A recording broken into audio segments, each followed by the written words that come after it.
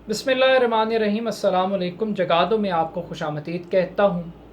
आज की सबसे बड़ी ख़बर ये नहीं है कि शहबाज शरीफ साहब वज़ीर आज़म पाकिस्तान बन गए हैं, बल्कि सबसे बड़ी ख़बर यह है कि पाकिस्तान तहरीक इंसाफ ने कौमी असम्बली से इस्तीफ़े देकर पार्लियामेंट की सियासी हैसियत को मुकम्मल तौर पर ख़त्म कर दिया है।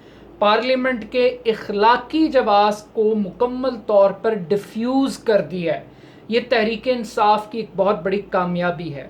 अब पोजीशन कुछ इस तरह से है कि अगर हुकूमत की कामयाबी इस चीज़ के अंदर है कि अगर पार्लियामेंट अपनी मुद्दत पूरी करती है तो ये आज की गवर्नमेंट की सबसे बड़ी सक्सेस स्टोरी होगी। इमरान खान साहब की सबसे बड़ी कामयाबी, सबसे बड़ी अचीवमेंट, उनका टारगेट इस हुकूमत को कबल अज़ वक्त ख़त्म करना है, यानी कि असम्बली की मुद्दत ख़त्म होने से पहले इस गवर्नमेंट को घर भेजना है और नए इंतखाबात करवाने। इब्तदाई तौर पर ख़ुद मुस्लिम लीग नून और अपोजिशन इस मैंडेट के साथ इस तहरीक अदम एतमाद को लेकर आई थी कि वो जल्द अज जल्द इंतखाबी इस्लाहात करवाएंगे ताकि अगले आम इंतखाबात की तरफ बढ़ा जाए। मगर गुज़श्ता रात जो तहरीक इंसाफ का चार्ज क्राउड सड़कों पर निकला है, उसने अपोजिशन की नींदें उड़ा दी हैं। उसने गवर्नमेंट को ये सोचने पर मजबूर कर दिया है कि अर्ली इलेक्शन अगर किसी सियासी जमात को सूट करता है तो सिर्फ इमरान खान है। लिहाजा अब शहबाज शरीफ साहब का टारगेट गवर्नेंस है। शहबाज शरीफ साहब का टारगेट मौशी चैलेंजेस पर काबू पाना है। शहबाज शरीफ साहब का टारगेट ये है कि वो अपनी हुकूमत की मुद्दत को पूरा करें। लेकिन इमरान खान साहब ने जो फैसला किया है कि वो इस्तीफ़ा देकर असम्बली से बाहर आ जाएं, बाज़ लोग इसके ऊपर एक डिवाइडेड ओपिनियन रखते हैं। डिवाइडेड ओपिनियन ये है कि आपको किसी भी पॉलिटिकल फोरम को खाली नहीं छोड़ना चाहिए, गवर्नमेंट को एक फ्री हैंड नहीं देना चाहिए।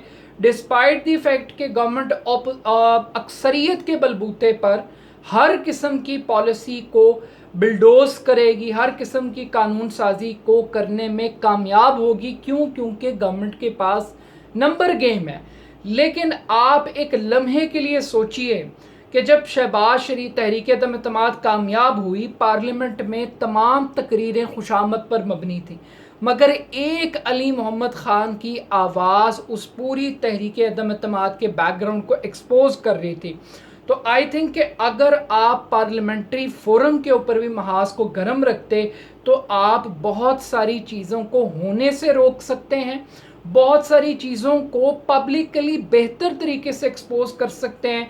जब ये असम्बली ईवीएम को ख़त्म करेगी, ओवरसीज़ पाकिस्तानियों के वोट के हक़ को ख़त्म करेगी, ये नैब को ख़त्म करेगी, ये पॉलिटिकल विक्टिमाइजेशन की तरफ बढ़ेगी, तो आपके पास एक बड़ा एक सॉलिड प्लेटफॉर्म था।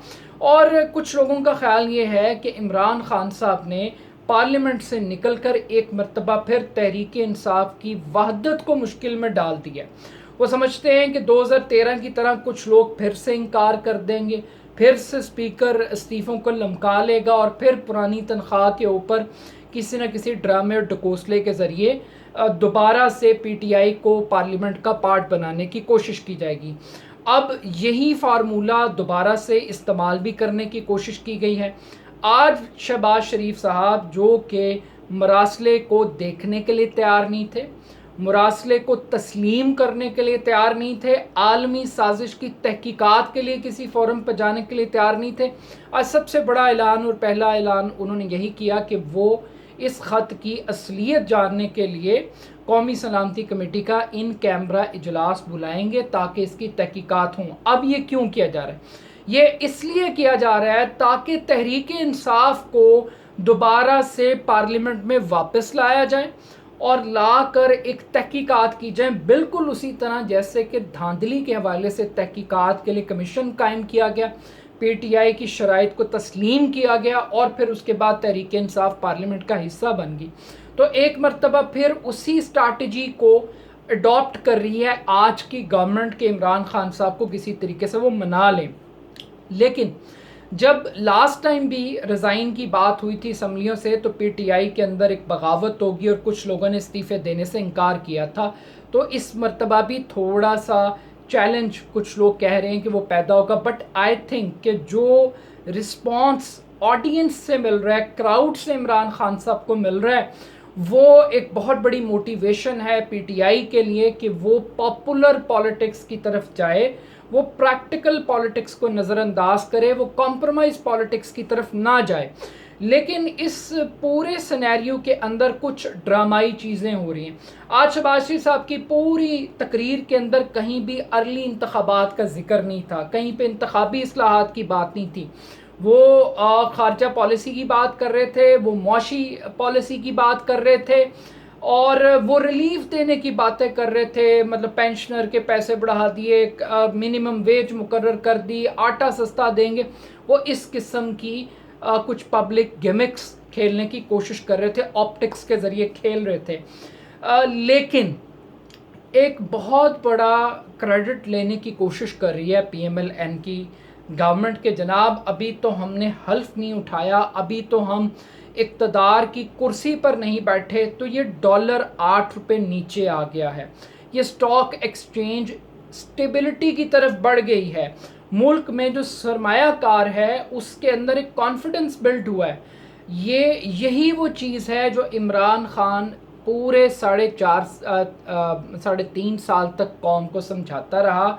वो ये है कि ये कौन सी फोर्सेस हैं जो डॉलर को स्पेकुलेट करती हैं, ये कौन से कार्टेल्स हैं जो इस मुल्क की मईशत को जोंकों की तरह चिमड़े हुए हैं। जब ये अनसर्टनिटी यही पैदा करते हैं, कार्टलाइजेशन यही पैदा करते हैं, ये इमरान खान तो जस्टिफाई होंगे कि जनाब ये वही नेक्सस और नेटवर्क है जिसने डॉलर को 190 रुपये पे पहुंचाया, और यही वो फोर्सेस हैं जो आज उस आर्टिफिशियल क्राइसिस जो इमरान खान साहब कहते थे कि ये कुछ मार्केट की हिडन फोर्सेस हैं जो इस डॉलर की गेम को अनस्टेबल करती हैं, ऊपर नीचे करती हैं, और आखिरी वक्त तक खान साहब यही कहते रहे कि ये एक जंग है और इस जंग को जीतने के लिए ताकतवर को कानून के नीचे लाना पड़ेगा। तो आई थिंक ये है कि वो लोग जो डॉलर पर कब्जा करके बैठे थे, जिन्होंने 3.5 साल इस मुल्क की मईशत को टेक ऑफ नहीं करने दिया, डिस्पाइट द फैक्ट कि इसमें इमरान खान साहब की अपनी नालायकियाँ, नाहलियाँ, बैड गवर्नेंस भी शामिल है,